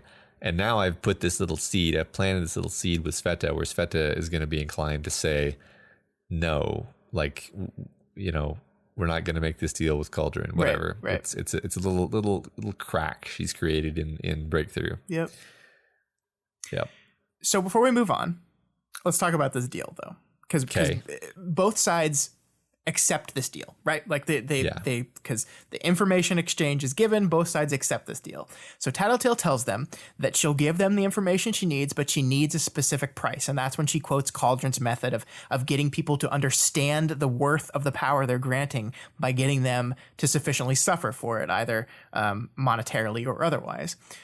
She says that her price for this data, for this information, the price is exclusion from the disappearing list. That's what she wants. That's the thing she wants to ensure that both help her out and ensure that Breakthrough knows the cost of the data that she's giving them. Here's the deal that Victoria actually gives her, though. She says, okay, but I can't guarantee that another team won't push for it. You meet us halfway. Stay out of the kind of trouble that makes people want to disappear you. So the deal that Tattletale takes, the price that she wanted to be so high that this information exchange was sufficient, the importance of it was sufficiently communicated, is basically, I can't guarantee anything, just don't do bad things and you won't be disappeared. Right. Which is nothing. It's nothing. Yeah. She's a villain. Right. She's the head of a villain organization. Right. Yeah. So you wouldn't even blame Tattletale for maybe telling some fibs in the upcoming. Right. If that were because clearly she understands that this is indeed a pretty piss poor agreement for her to accept. But I think it's also a window into Tattletale's desperation, right? Like she'll even take just slight temporary assurance that Victoria is off her back, even if it's just in the short term. She'll take that. She wants Rain after love loss, so she's willing to give up the information that she has to make sure that happens. This isn't a good deal for her at all. And she takes it. And then she kind of makes it seem like it's a good deal. Like, it's such a Tattletale thing to like take the shitty deal, but somehow make it seem like it, like, you were doing it because everything was sufficient. Like, it's just so clever. I love it so much. I love that. Like, if you break down actually what was exchanged in here, it's just nothing. It's like, I won't disappear you unless you do something that makes you worthy of disappearing, which is what I was already gonna do anyway. Right. Yep. Well, she considers that to be sufficient, so she explains the trick, and the trick is very worm. It's so worm. It's so worm. So step 1 is to confuse the signal that connects the brain to the shard by staying in close proximity for days or weeks. And then step 2 is get lots of that person's DNA inside your body And Kinsey is able to immediately think of the most vulgar possible interpretation of this, which fact scandalizes Lisa. Put a pin in that. Yeah, we'll come back to that. Lisa suggests blood transfusions or skin grafts or cannibalism or whatever works. Kind of puts Bonesaw's creations in a whole new light, doesn't it? Yeah, like in any other story, I feel like this power drain method is just like, it's a machine, and then you turn the machine on, and it's like both people are on a table, and it's like, my power. No, not in this story. No, it's going to involve blood and, Yeah, and cutting. And references to 16th century serial killers that bathed in the blood of virgins and all that kind of great stuff. It's so worm. Yep, I love it. That's it. She tells him, then Tattletale seeks out Matryoshka so she cannot exist, and the team goes outside. And then once they're outside, Rain kind of stands up for Tattletale. Yeah, he does. Can we just, I think we need to read this whole thing because it's pretty important. So we start with Victoria. Deal with the devil, I said. As the resident experts on devils, I don't think she's a devil, Rain said. You're the resident expert on a lot of things, Tristan said. Yeah, I fucking earned it, Rain said, without any hostility in his voice, which I just read that with hostility. My bad. And before you get annoyed with me for going easy on her, Victoria, I'm not He didn't stop talking, despite my interruption. I'm also the resident expert on shitty human beings, and I don't think she's a great person, but she's trying in her own way. You're an expert on that too, Swansong asked. Aren't we all? Look at him go, Matt. Look at him go. Yeah. And keep going. He doesn't stop when he's interrupted. Victoria tries to jump in and he just keeps going. This is that assertive new mask Rain that we were talking about a little bit earlier. He asks questions and he defends people he thinks needs defending. There's a reading on this that like he's just been totally tattletaled at this point. Like she just totally influenced him. Like I don't like that as much. Maybe it's just because I don't want that to be true. No, I just see it as he is probably the most second chance oriented person on the team. I don't know, maybe not. The point is he's basically identifying like, hey, Victoria, this is the team of second chances, and this is the team that has to believe that people can come back from bad things that they've done or kind of reinvent themselves, and you're not giving her a chance. And it's true, she isn't. Yeah. And Rain has ample data to know that this is accurate. Yeah. It falls under the Matt theory. Falls under the Matt theory. You know what? I one theory knocked down, but another one it's coming up to replace it. So yeah, Victoria, she can't let Tattletale get away with anything though, because she says she doubts the detail of Tattletale's advice. She thinks that maybe, you know, the idea that the power shifts from the weakened party to the stronger one is actually a lie, because we know in trigger events that powers seek out weak people. And I basically don't think I agree with Victoria, because powers seek out people who will use them. And if somebody's unconscious and has all their blood drained and the other person is raring to go kill some people, then the powers are gonna go to the second person. Yeah. I think you're probably right. I find this whole thing interesting because Tattletale could be lying here. She could be, leaving out important information, or she could just be wrong. And we know that she has been wrong before. We know how her wrongness can happen, that she gets one kernel of bad information and extrapolates off that bad information, and then everything her power is telling her is wrong. We don't know if this one is or not. What we do know for sure is that Victoria is just not going to trust her implicitly, no matter what she said. Like, it doesn't matter. Anything she said, she's not going to trust every bit of it, even if she trusts a little bit of it. And maybe this is going to be important. Like, maybe she's going to serve, like, I feel like Tattletale has earned so many people's trust, right? Like, so many, not trust is a bad word. People know her information is usually right. So when she tells them something, they believe her. But Victoria is like one of the only people in this world that do not. Like, She's almost serves as like Brian's role on the Undersiders, kind of to check her a little bit. She could serve as that. Like if Tattletale is wrong here, she's the only one that's not going to believe that. So it could be that. It could just be that she's being completely unfair to her and that she's just not going to believe her no matter what she says. And this whole refusal to accept it is just more data around the fact that Victoria's view of Tattletale is never going to be fair. But I like it either way. Like I just like they get these two characters swirling around each other. They don't like each other. They don't trust each other, but they need each other right now.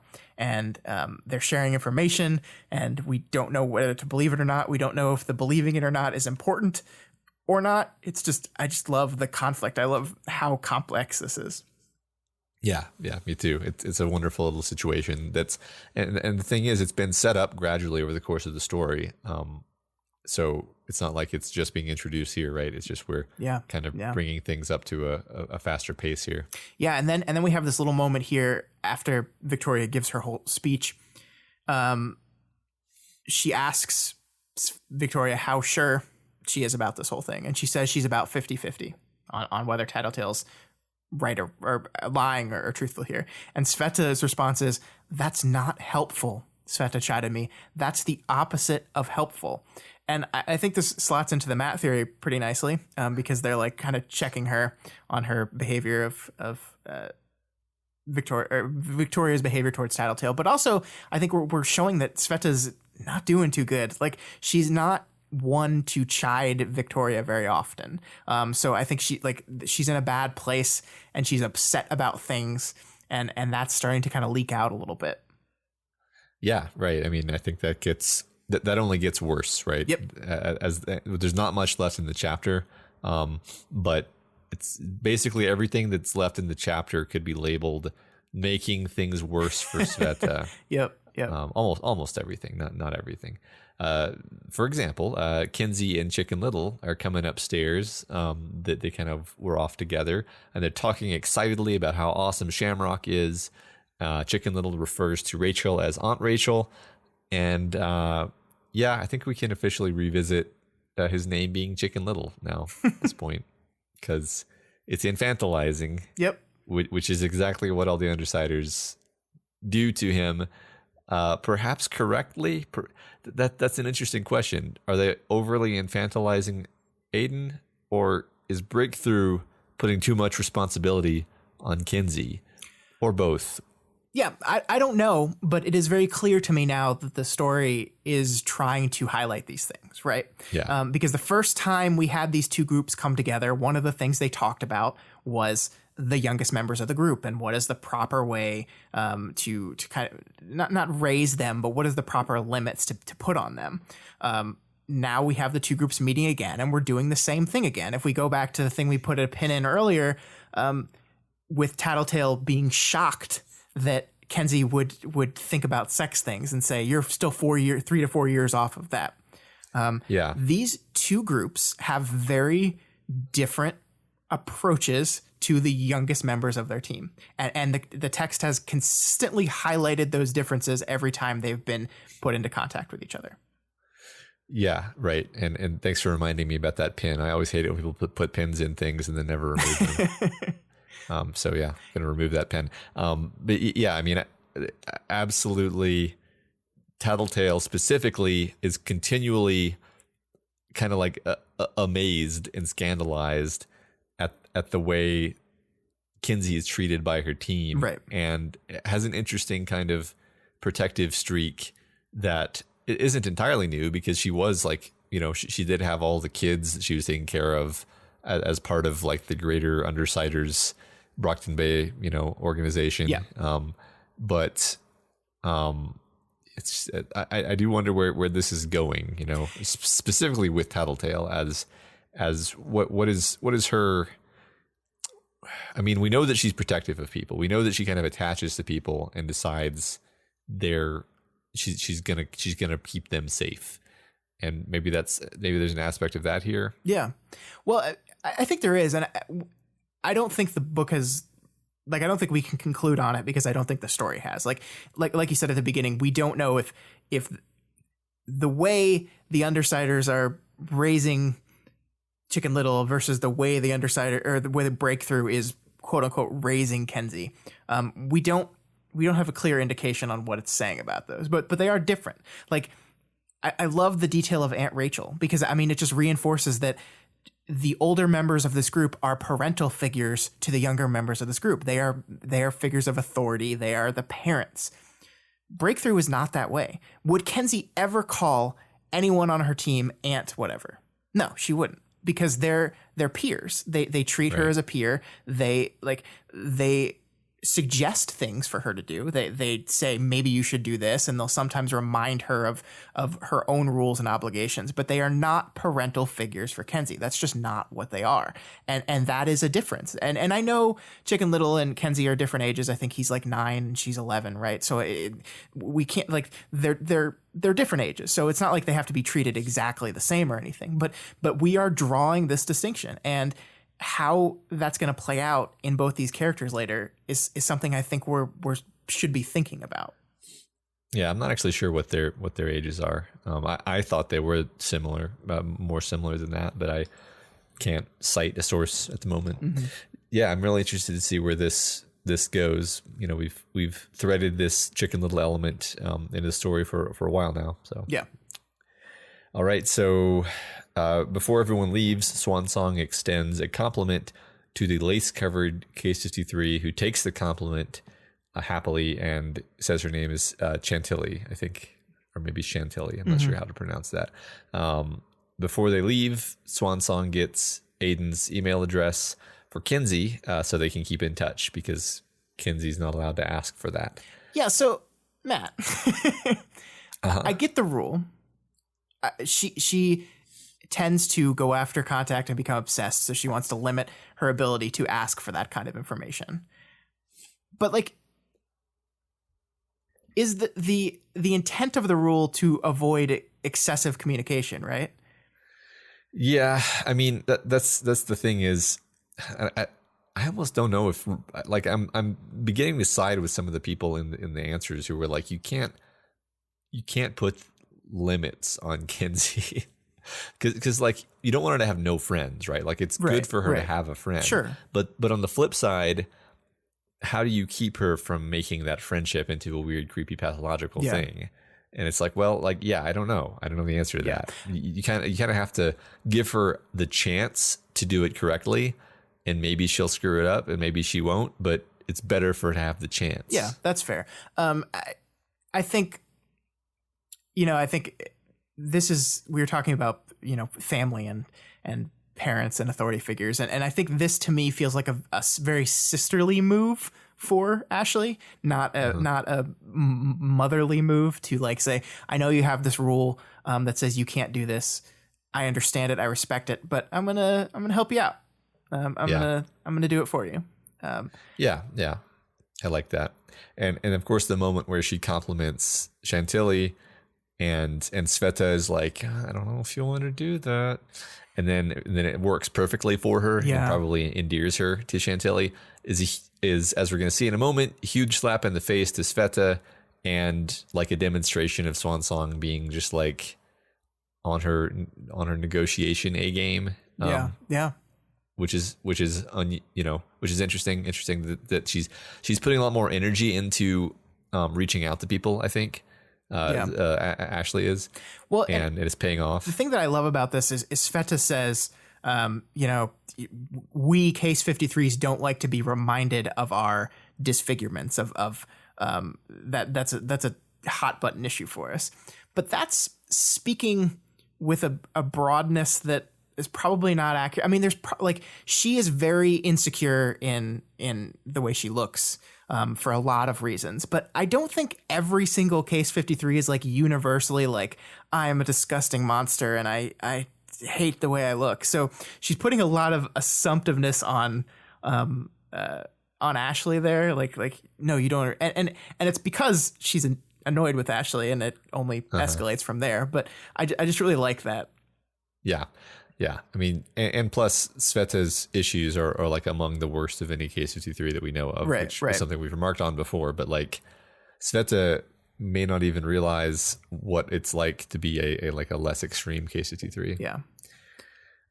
So as the team discusses whether to attack Love Lost tonight, They're gonna do it's gonna full steam ahead. okay, yeah. Victoria notices how distracted Sveta is and goes off with her to talk under a pretense. And Sveta goes off with her and kind of uncorks, talks very sadly about how much it hurts that she's been rejected by her K63 family. And then it kind of gradually turns into her being angry at how unfair it is that Ashley gets new hands that work great and that even the K53s accept her.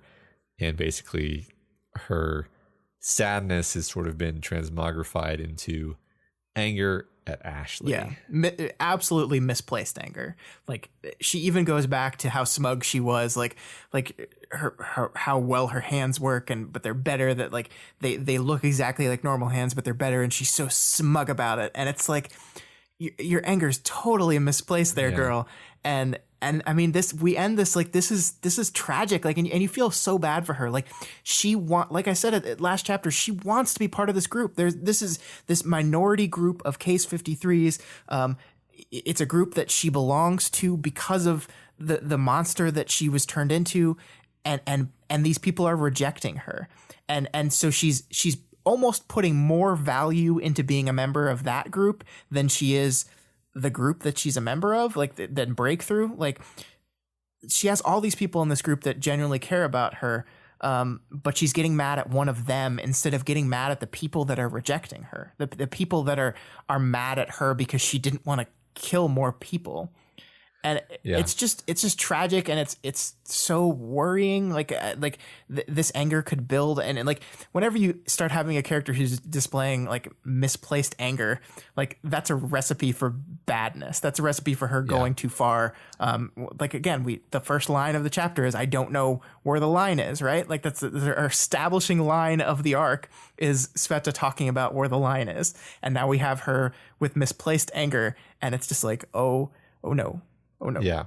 And it's dramatized by showing like inside her suit, she's just like raging. Oh yeah, like that was so good. Yeah. Like just like I don't remember the exact wording, like a blur of sound as like a thousand times more like activity in her suit than Victoria's ever heard. Yeah. Yeah. And it makes you remember like Sveta and Ashley don't get along. Like there have been a lot of interactions with them that were just rude, right? Usually actually Ashley making some statement that was kind of callous because that's how she is, and Sveta kind of saying like, I'm offended by that, and then Ashley being like, anyway, moving on. Yeah, like that's kind of the default form of their interactions. So yeah, I don't think they like each other, and I think that maybe no one has appreciated the fact that this resentment has been building up. Yeah, I mean, it definitely when you look back, at those moments you do see that, and you see that base level of jealousy that Ashley is this person who was this kind of disfigured person with these monstrous hands that gets to be this beautiful woman now that like gets to have, she has everything that Sveta wants, right? Even the parts of her that aren't real are almost indistinguishable from real parts. Like no one notices. She gets to be this person, and she's getting everything that I want. It's interesting because she highlights the smugness, and I feel a bit like if Victoria were like super smug and satisfied about the fact that she has her old body back, I don't think that would play well with Sveta. I think it actually, you're right. I think it actually works out for the benefit of their friendship that Victoria still struggles so much, because then at least Sveta can be like, well, we actually have a lot in common because she's still having a hard time with things. But I think that's a path to more conflict too, right? Because like as Sveta spirals, if this is the direction we're going, I could see her anger and resentment turn towards Victoria, who was given the thing that Sveta wants as well. And that would be totally unfair because Victoria is far from just being back to her old self, right? I mean, she's got so much stuff going on, but I could see a path where that happens. And if that starts happening, Oh no. Yeah, absolutely. And I think we remarked before, like, it's really impressive how Sveta is able to just be okay with the fact that her friend who shared all the same problems as her is now completely fixed and she's still in the same position. Yep. It's like, yep, maybe Sveta is not actually handling that quite as well as we were giving her credit for. Nope. All right. Well, that's those two chapters. Super excited to see what's in store. Excited and what's a word that means both excited and full of dread? There's as I said before, there's probably a German one. I don't know if there's one in English. Yeah, you're right. Little tiny bit of name game. We can talk about whippersnap. Yeah, I mean, there's not a lot here, but it's just whippersnapper is a term for a young dude, kind of. Yeah. A young, kind of overconfident kid. And whippersnap is young, right? Like, that's one thing they say about him. He's a young kid. And also, it's just like whip and snap are perfect, like, adjectives to describe, what he does as he's moving around. So perfect. Yeah. I've got nothing to add there. All right. Discussion questions. Here we go. Scott's question this week. Cluster triggers have been a pretty key part of Ward's storyline so far. What do you think the book is saying through these groups of capes? How does it tie into the themes of Ward as we understand them to be so far? All right. That's great. I hope that's a good one. You never know. Yeah, I am, as always, curious to see what people think of that I haven't thought of because like, I don't know, I have my own thoughts, right? Mm-hmm. But people always manage to take it in like 5 different directions I never would have thought of. So yeah, let's focus our brain power. And that's all we got for you this week on We've Got Ward. You guys are all part of this show, so feel free to provide us with advice, questions, or thoughts on this week's reading. You can reach out to us via email at gotwormpod@gmail.com or on Twitter @gotwormpod. My personal Twitter is @scottdaily85, and Matt's is Mordina. Both. It's both. If you're not already subscribed to We've Got Ward, we strongly recommend you do so and never miss an episode. You can find us on iTunes, Stitcher, YouTube, Google Play, and pretty much anywhere else in the world that you can listen to podcasts. And as always, you can find this and all the other podcasts we create over at doofmedia.com. This week, we're on the Doofcast. We're doing some animes. Someone made me watch an animes, and I'm going to talk about it. It's going to be great. Yeah, be so great. Looking forward to that conversation. Yay! That'll be out on Friday. There's also a new Vow to View where we talk about dumb movies that we like. And I talked about Land of the Lost, which is a dumb movie that I like. I love that movie. And if you like any of our other shows and want to support them, consider donating to our Patreon account, patreon.com/doofmedia. You can donate $1 a month or whatever else you can afford. Supporting us on Patreon gives you tons of great bonuses, like being able to vote in our quarterly fan art contest and the apparently now yearly costume contest, Q&A sessions, access to live streams of our recording sessions like this very one, and of course our excellent lively Discord chat. Of course, also special thanks to new Bidoof Desmond R. Thanks, Desmond. Appreciate that. Yeah, thank you very much. And as always, make sure you go over to Wildbow's Patreon, patreon.com/wildbow, and donate to him as well, because this is his world. We are just spying on it. And if you can't afford to donate right now, that's absolutely okay. You can instead help us out by heading on over to Apple Podcasts and leaving us a rating and a review. There are no new reviews to read this week, so you guys know what to do. Also, hey, if you've submitted a review and for some reason we haven't read it on the show, please email me and let me know. Apple's review system, like it sucks, frankly, and sometimes it's really hard to find the new ones. Like right now, ours is doing this thing where like the top review is from a year ago, and then it shows a collection of like 5 from 2018, and then goes back to 2017, and it just doesn't make any sense. It's awful, and sometimes we miss them. So if you've sent one and we haven't acknowledged you, let me know and we'll fix that. Yeah. All right, that's all for this week. Next week, Polarize continues. Sveta, no.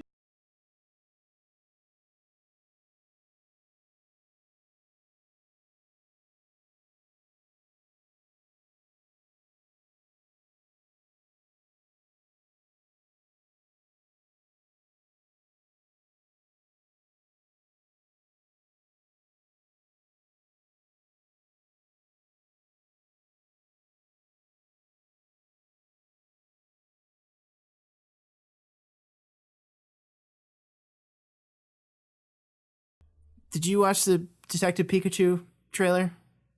Why aren't there any Bidoofs in that? Where are the Bidoofs?